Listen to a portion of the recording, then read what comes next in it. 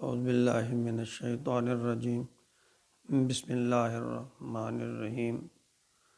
سامعین مکرم، درس قرآن کے سلسلہ میں آج ہمارا سبق سورۃ البقرہ کی آیت نمبر 153 پر مشتمل ہے۔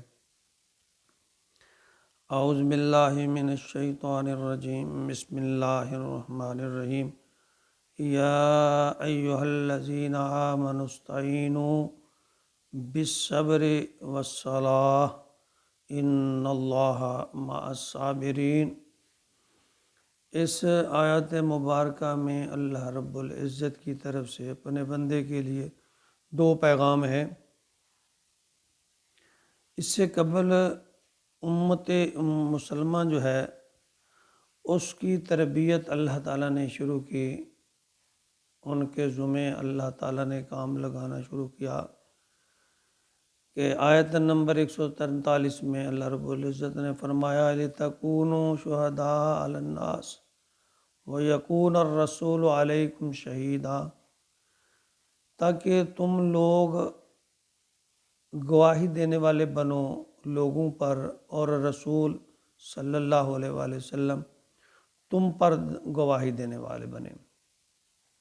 گویا کہ چونکہ حضرت محمد صلی اللہ علیہ وآلہ وسلم اور نوع انسانی کے درمیان ایک واسطہ ہیں آپ، تو آپ کی رحلت یا وصال کے بعد یا دنیا سے پردہ کر جانے کے بعد یہ ساری ذمہ داری اللہ رب العزت نے امت محمدیہ کے ایک ایک فرد پر ڈالی ہے کہ وہ اللہ کا یہ پیغام جو کہ نبی اکرم صلی اللہ علیہ وسلم دنیا تک پہنچا رہے تھے، اب ہر امت کے ہر فرد پر یہ ذمہ داری ہے کہ وہ اللہ کا پیغام اور نبی اکرم صلی اللہ علیہ وآلہ وسلم کا پیغام لوگوں تک پہنچائیں۔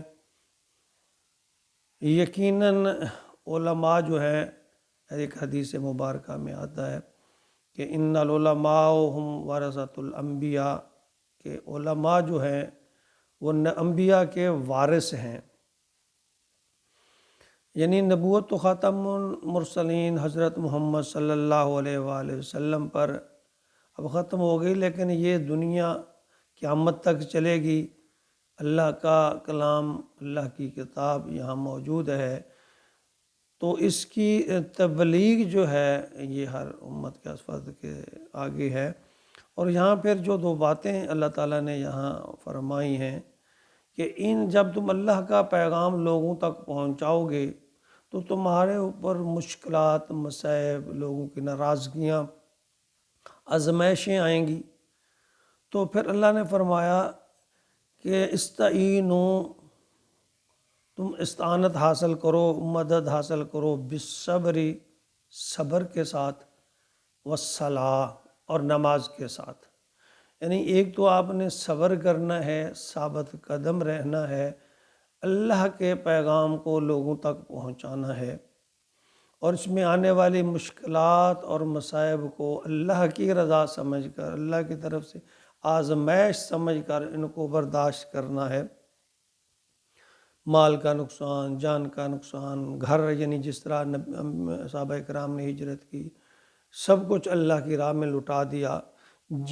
صحابہ کرام نے کفار قریش مکہ سے طرح طرح کی سزائیں جھیلیں، تو یہ سب باتیں مد نظر رکھتے ہوئے اللہ تعالیٰ نے فرمایا ایک تو آپ نے صبر سے کام لینا ہے، اور دوسرا فرمایا الصلاۃ، نماز کو، نماز کے ذریعے سے اللہ کی مدد حاصل کرنی ہے۔ یعنی اپنا حدیث مبارکہ میں ہے، ابو داؤد 1319 اور مشکوٰۃ شریف میں 1325 پہ یہ حدیث موجود ہے۔